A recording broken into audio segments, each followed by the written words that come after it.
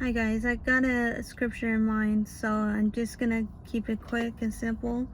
So Isaiah 5:20. Woe to them that call good evil and evil good. So quick context is, I know it's not the exact wording, but it is the same message.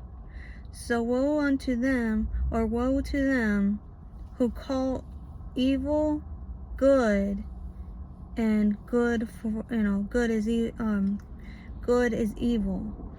So a bit of a context. So woe to them is basically a warning that you will have problems in life by showing that, you already seen it, right? In world view, it is a biblically based scripture that points out that people have laughed at Charlie's Kirk passing. It is a sad thing, but I just wanted to share that this scripture, it speaks volumes on people, on people who looks like, well, I hate to say it, but have the most demon-like spirit in anything that I could see. I've seen worse people that, like the details people can put online. It's insane. And yes, you get too comfortable posting stuff and you don't realize the consequences right afterwards. So right after you post it. So for me, I'm comfortable because I'm alone in my car. I'm in a parking space where I can stay here as long as I can because there's no issues. The cops never gone to me. What is this guy doing? He's waiting for something. I don't know. So I'm just basically saying that I don't have any issues with people having me being in one spot and I'm not moving. No cops have told me to move. So anything like that, or if I'm gonna go to the gym, or anything like that, to bother me basically. So I'm good. So it's what is this? What am I looking at? All right, this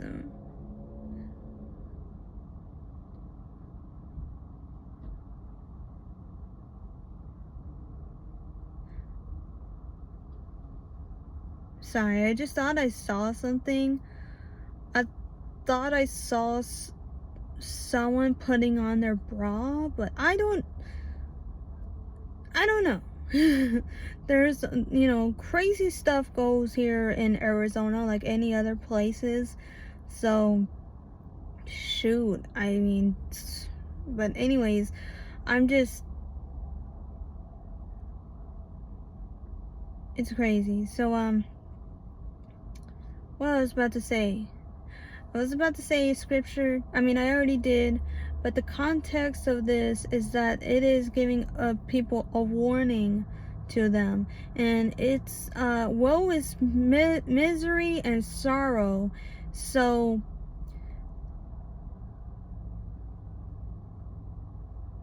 sorry guys, I'm like looking over there, and there was just some strange activity that I thought I saw something, and I'm not sure if I did see that thing, and I'm like way over my head, or like I really need to get my glasses because I can see but I can't see it, like I don't have that much great of a vision, so I'm not gonna look over there.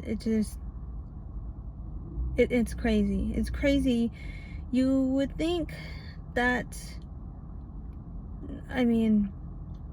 you wouldn't know crazy until you see crazy. So yeah, it's insane. So so basically, yeah, woe is misery and sorrow. Woe to them, misery and sorrow to them who call evil good and good bad. Or you have basically taken darkness and trying to say that is light, you know, while you're saying light is darkness and bitter is sweet, sweet is bitter. So I'm basically trying to get up with some facts on this scripture. It has more sayings to it, of course, and I want to share that this world is showing a lot of like both evil and good. There's people out there that are supporting, you know, trying to, you know, do this peacefully because they, you know, they're sick of having riots everywhere you see. It has to be something. Two, right? Number two, like, they're sick of riots. They're sick of having to, you know, rebuild everything from scratch, right? I mean, and it's just, you know, it's a waste. Do you want to do anything with riots anyway? I mean, have you seen riots this year that has not gone into a direction that they wanted to take, you know, to have, you know, like they didn't make a change out of nothing. They rioted for nothing. I mean, let me get this straight. You loot stores, you destroy cars, and yet not one single thing has changed because of the immigration process. So I always say in advance that that you just don't freaking riot. It is a waste of time. You know, it's a waste of energy. I mean, there's so many avenues that you can take, right? And I mean, how you know, like, try to change the laws. That's what you need to, you know, what you need to do. You need to try and change laws and have everyone try to, you know, try to get into it. Be like, okay, you know, separate the good from the bad. Who has records of people having been to jail in Mexico or in other countries? Separate that from civilians who want to have a better life, that need to have a better life, or that are disabled and they're like, you know, they don't have insurance. I mean, I've seen people, I mean, like, I'm not gonna lie, I've been into Mexico before. I've seen a lot of people with disabilities that have not been treated. And it's a sad thing, but yeah, I just wanted to share that with you guys. And I know it's a short video. I want to share that scripture. I had a long video like ready, but I was like, I feel like I could do more than just that. I feel like I want to share more facts and references on this scripture. So it you know, it's gonna take some time, but not really. But at the same time, like, I just tend to just doom scroll, and so I end up taking more time from it, you know, from me, with, you know, having to you know, to study the scripture. Because I mean, you don't have to study it. I mean, it's already all over the internet that people have scoffed, that have laughed, that have danced, sang, they destroy, like, you know, actual visuals, you know, of to pay respects to Charlie. in a peaceful manner. They literally done this in Arizona, where they have I think it's called a eulogy or something. They have it in Arizona. Like, I think it had to be in, somewhere in Phoenix. I don't know. It was so crazy. I had to put it up, actually give out the news source that I've seen, and it was so disgusting. I have family members, I'm not gonna lie, that have celebrated Charlie's death. It is so disgusting. I feel so sad because one of them are my closest cousin, or cousins. I'm not sure who else is celebrating, but I would say not just one, but multiple of the people that I know are celebrating, which is so disgusting. I feel so sick that I have that part of my family, and I mean, I love them, don't get me wrong, but to basically have you gotta understand, um if you have family or friends and you know that they said something, or do something, post stuff on the internet, and it made you mad because, I don't know, it's so, I can't, I felt so hurt knowing that they take it lightly for a person to not just die, but to get assassinated for trying to ask questions. And I have a conspiracy on my own that this, well, was all set up. It was planned. I think multiple people are behind this assassination. I think there are more than 4 people. I think they're more highly trained. You have to have a lot of experience to know exactly where to shoot, part of the between the head and neck area. I feel like you have to know how to get through the rooftop, or have someone, trying to cause a scene in a middle of a panic. I feel like there's a lot of people who were in this, right? You can't just, I mean, there's multiple bodies that are moving back and forth. I think this was an all thought out plan, and they're trying to execute this. And now, and the craziest reason why I have this is because, why would you arrest somebody and they're not confessing to a crime? It feels like you would have to detain someone first, give them, I mean, you have to seize someone. If they committed a crime, you have to arrest them and interrogate them. But to not confess, I mean, that's crazy. You had to confess to a crime that you did, and if you don't, then that's when the lawyers come in and they speak to, they're present there.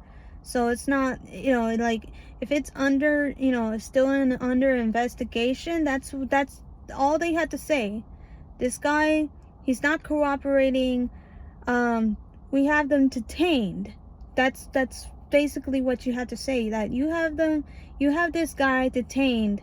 He's our for the most part, he's our number one suspect, but we believe, I mean, I think it would have made more sense if they would have put that out there, that we believe that there's more people to this story. So that's just my conspiracy, is that they know exactly what's going on. The government is not stupid. They're lying. I mean, you have people who are smart, who are sharp in the mind, okay? And I feel like that is the one most important key, is that they have multiple people that are on this.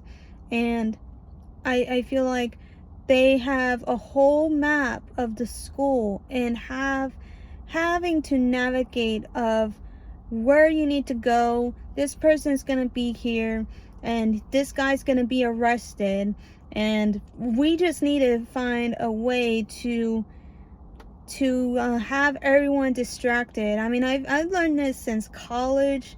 Like, there's multiple pieces that are moving together, and there's one person that are only focusing on one single thing, while there's other movements that we cannot see, because we are so focused on this, you know, this one particular object. You know, it is so crazy how it works, but it does work. It really does.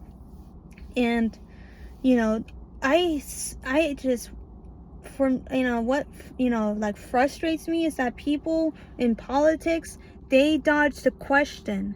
They dodge it, and then sometimes they make an excuse. I mean, it is just so, is, you know, it's some, you know, for me it's so upsetting, because it's like, you know, you either answer the question or you don't. Okay, you don't have to give a whole story about the Holocaust, and that's it, and you can't, you know, you can't answer, you know, ask any more questions. Like, what is that? Like, you know, you can ask the same thing about the Mexican president. You know, like why are you not letting the United States do its job?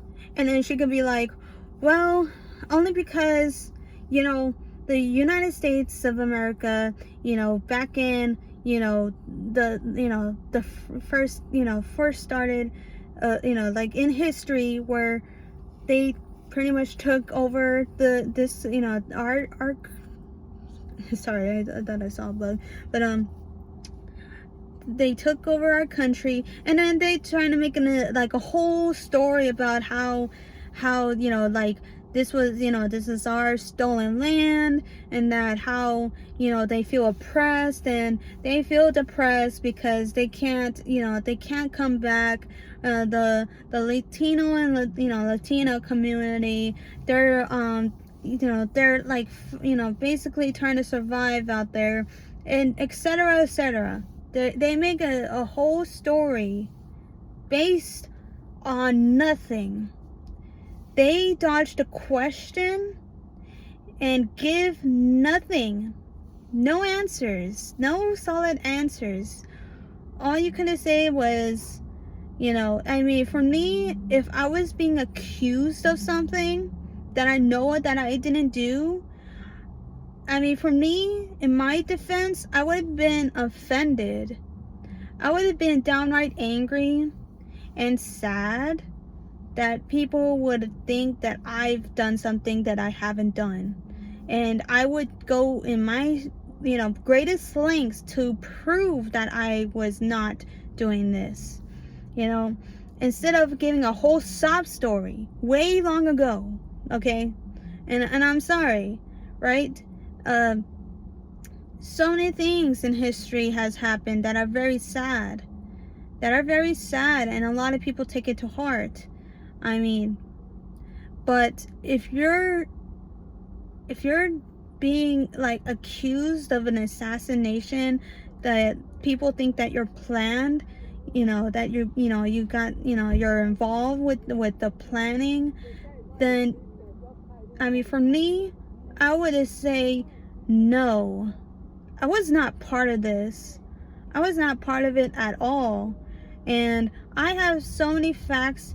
You know, I've been a busy person, you know, going, you know, through war or something like that, and I have so many issues that I you know, like, I don't understand. And then, you know, you have to back those things up. You know, I would have been upset. I mean, I would have shared it, you know, straight to the point, right? You know, don't need to sugarcoat it. Don't need to make excuses. Just say what you gotta say and mean what you have to mean. And so, yeah, I said this was gonna be a short video, but it isn't. So, yeah. Guys, this is not over yet. I don't think it's ever gonna be over. A lot of people are upset. If you really want to know what I'm talking about, look at and I hope I'm saying this right, but it's her name. She's very smart. She's very smart. If you like Charlie Kirk, definitely look for Candace Owens. She's a really smart woman, honestly.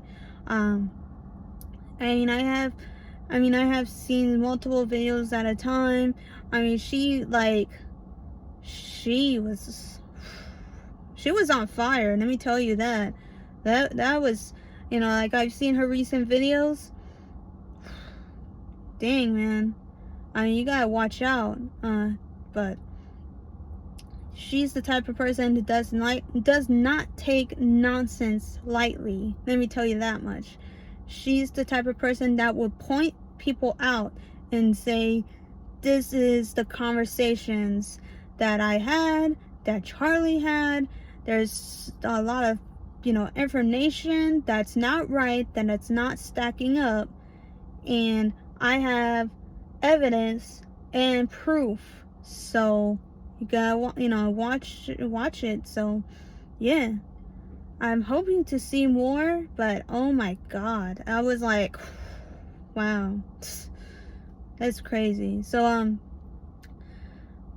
but yeah, with a lighter note, guys, just wanted to share that with you. I know it's 22 minutes. I mean, I make longer videos, so it really doesn't matter at this point, because I mean, that's just how I am. I love to talk and stuff like that, and I like to reference videos and basically give a whole overview and things. But I feel like a lot of people agree that there's a lot more to this story.